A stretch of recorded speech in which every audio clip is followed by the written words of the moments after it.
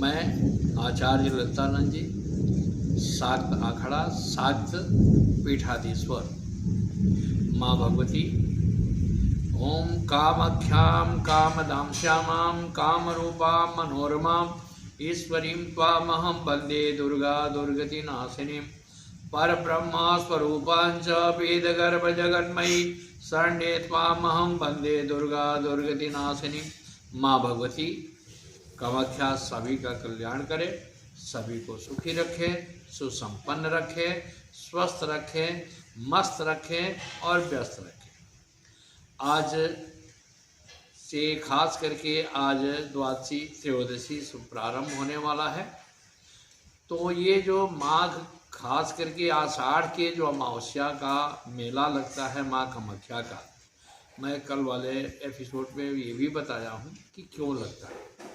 क्योंकि माँ कामाख्या सती के जो है सो महामुद्रा के रूप में माँ कामाख्या नीलांचल पर्वत पर है। वहाँ तंत्र पैदा होता है और जितने लोग भी आते हैं अपनी साधना के हिसाब से अपनी मनोवांछित फल को प्राप्त करते हैं। माँ भगवती का आधार कृपा है। क्योंकि देखिए, ये सृष्टि का कल्प के हिसाब से बताया जाता है। तो यह जो 51 पीठ बना है, वो 51 पीठ में महामुद्रा के रूप में नीलांचल पर्वत पर माँ कामाख्या जो है उनका महामुद्रा का पूजा होता है। वहाँ साल में खास करके एक ही बार आषाढ़ के अमावस्या में जब आद्रा नक्षत्र होता है, उसी समय वहाँ पर मेला लगता है। 3 दिन के लिए पट बंद होता है और उस 3 दिन के बीच में जितने साधक हैं, जितने तपस्वी हैं, जितने लोग हैं, बल्कि तंत्र के रिचार्ज के लिए वहाँ पहुँचते हैं। कोई वहाँ हवन करता है, कोई जाप करता है, सभी लोग वहाँ आते जाते रहते हैं। उसी तरह से इस बार मैंने ये सोचा कि हर आदमी कामाख्या नहीं जा सकता है, तो इस बार मैंने हरिद्वार में जो है सो 22 से 28 तक का एक हवन का आयोजन किया हूँ, जिसमें सभी प्रकार के समस्याओं का समाधान हेतु, क्योंकि माँ कामाख्या जो है तंत्र जननी जो है सो तंत्र कामाख्या में पैदा होता है और जाकर के युवा अवस्था को प्राप्त हुआ है तारापीठ में, बंगाल में, जिसको रामपुर हाट के पास वीरभूम जगह है। वहाँ पर 6 जो है सो खास करके वहाँ शक्तिपीठें हैं। तो इसलिए इस बार मैंने ये सोचा हो कि 22 से लेकर के 28 तारीख तक यहाँ पर हवन करेंगे और जिसकी जो समस्या है वो समस्याओं के उद्धार के लिए मैं समस्याओं का निराकरण करने के लिए मैं मार्ग भी दर्शन दूंगा, क्योंकि उसमें हमारे से लोग संपर्क कर सकते हैं।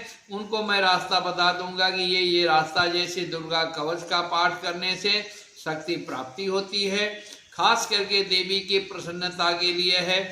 दुर्गा सप्तशती में 11वां अध्याय के 3रा श्लोक का जो है सो आप जाप करते हैं तो उसका जो है सो उनकी कृपा प्राप्त होती है। यह कहा गया है कि मार्कंडेय पुराण में 9000 श्लोक है, लेकिन 9000 में आपको सप्तश्लोकी 7 ही श्लोक रखा गया। इसके बाद दुर्गा सप्तशती जो है वो 700वां श्लोक है। 700वां श्लोक में ये देखा गया है कि उसमें एक एक मंत्र जो है सो तांत्रिक मंत्र है, सभी सिद्धि का कारण बन सकता है। तो जिसकी जो ऐसी इच्छा है वैसे गुरु के मार्गदर्शन में ही काम करे। अकेले बिना गुरु के मार्गदर्शन में काम करने में कई बार आदमी फंस जाता है, क्योंकि अगर आपके पास किसी ने रिवॉल्वर दे दिया, किसी ने बंदूक दिया, चलाने की ट्रेनिंग नहीं है तो आपके लिए नुकसान होता है। उसी तरह से तंत्र का जहाँ तक कार्यक्रम है, तंत्र में बिना गुरु के सानिध्य का, बिना गुरु के परामर्श का कोई भी काम नहीं करना चाहिए। साधना तो माँ भगवती के लिए, देखिए हर गृहस्थी जो है सो माँ भगवती की आराधना करता है, क्योंकि कलौ चंडी विनायक हो, कल युग में जो है सो गणेश और चंडी का प्रत्यक्ष है। हनुमान जी तो जहाँ चाहेंगे जब चाहेंगे उनका दर्शन हो सकता है।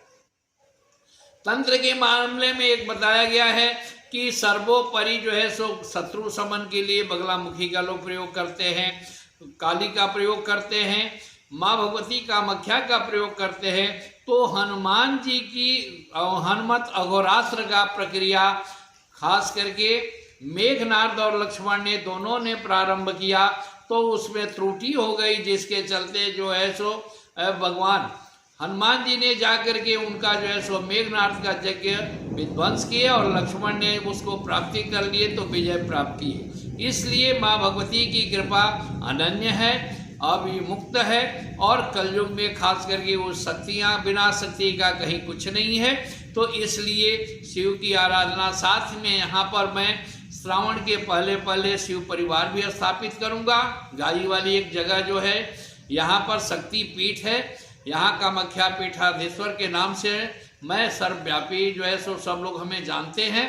और शाक्त अखाड़ा के लिए आजाद महामंडलेश्वर